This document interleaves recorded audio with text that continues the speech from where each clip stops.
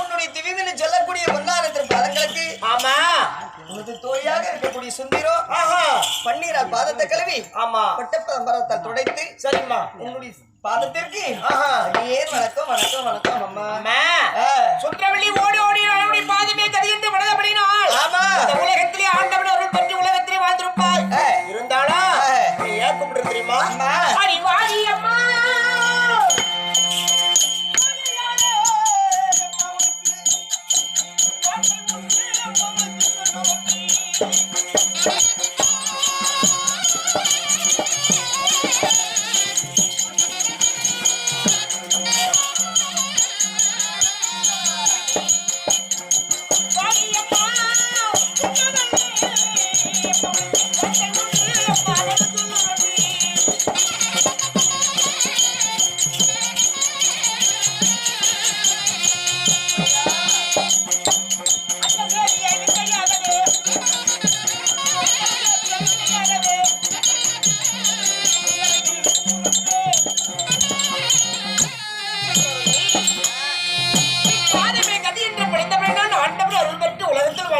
அப்படியா இருந்தாலும் ஏன் கூப்பிட்டு தெரியுமா என்ன காரணம் இன்று பார்த்தா தாவளம் தரித்து நேராக சென்று பந்தியிலே கொஞ்ச நேரம் முடிந்து வேண்டும் அந்த பந்தியில சென்றாலும் உனக்கு கதை தெரிந்தா கதை சொல்லு சரி பாடல் தெரிந்தால் பாடல் பண்ண வேண்டும் தாவளம் தரித்து கொஞ்ச நேரம் ஒரு மணி மீதுல நித்திரையாக வேண்டும் அதனாலே அதிகம் இருக்கக்கூடிய தாதிகளை விட்டு உன்னை கூப்பிட்டு வீட்டில் இருக்கக்கூடிய அரண்மனையில் இருக்கக்கூடிய ஆமா சிலர் வேலைகள் எல்லாம் செய்து முடித்து விட்டா ஆமா இருந்தாலும் சாப்பிடுவதற்கு முன்பதாகவே கொஞ்ச நேரம் என்னுடைய உடம்பு ஆயாசமாக இருக்கிறது என் தாழ்க்கையை பிடித்து விட்டா என்னுடைய ஆயாசத்தை தீர்த்து அதன் பிறகு எது வேண்டுமானாலும் சொல்கிறேன் உண்மை அப்படின்னு சொல்றீங்க ஆமா அப்படியா நீ கொஞ்ச நேரம் நீ உறங்க வேண்டும் அதனால் நான் பஞ்சரை அமைக்க போகிறேன்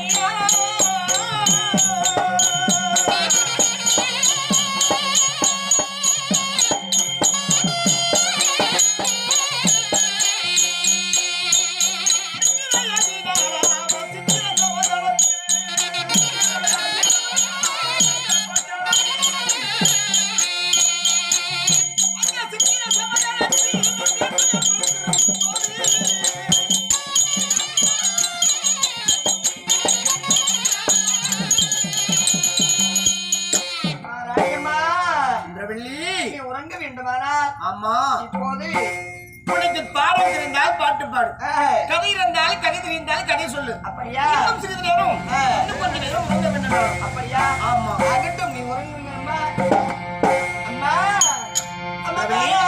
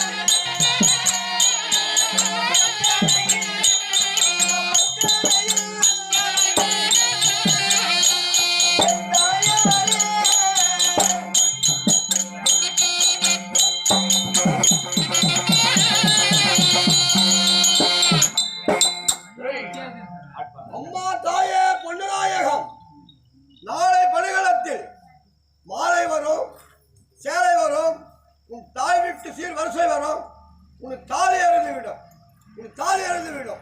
அம்மா பொன்னுநாயகம், நாளை பணிகளத்தில் மாலை வரும், சேலை வரும், உன் தாய் வீட்டு சீர் வரிசை வரும், உன் தாலி அறிந்துவிடும். ஐயோ!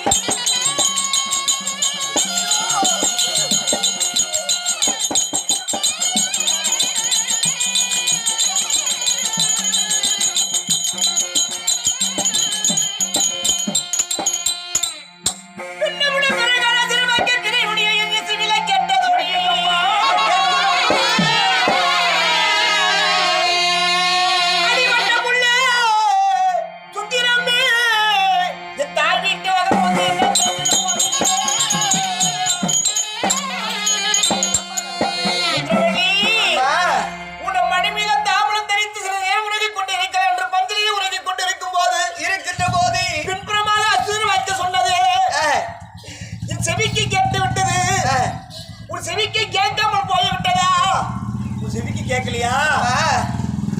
இருவர்களும் பஞ்சனையிலே அமர்ந்து கொண்டிருக்கிறோம். அம்மா, நீ உறங்கிக் கொண்டிருந்தா நான் தாலாட்டு பாடிக்கொண்டிருந்தேன். உண்மையம்மா, அப்படி தாலாட்டு பாடிக்கொண்டிருக்கின்ற நேரத்தில் அந்த ஆசிரியர் வாக்கு உன் செவியில் கேட்டது. உண்மையே என் செவியில் கேட்கவில்லையே. அது என்னம்மா ஆசிரியர் வாக்கு? அப்படியா? அம்மா, அது சுத்திரமே என்ன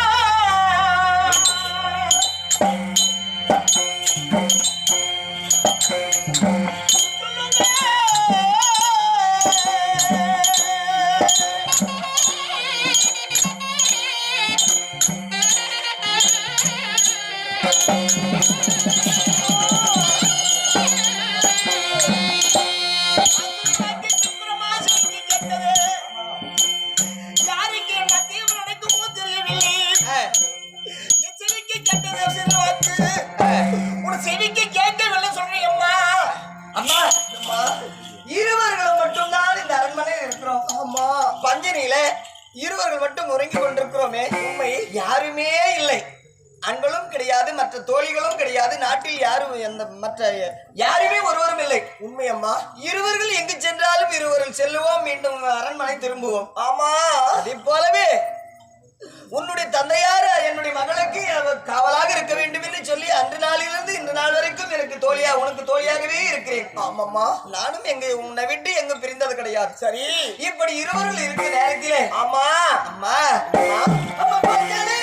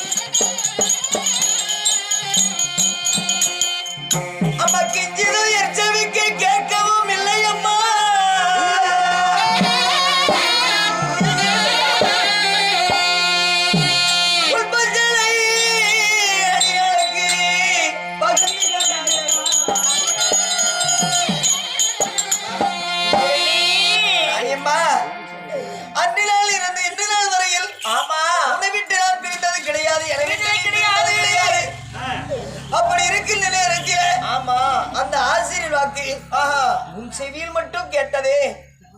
அப்படி கேட்டிருக்கின்ற நேரத்திலே என்னுடைய செவியில் கேட்காமல் போய்விட்டதே.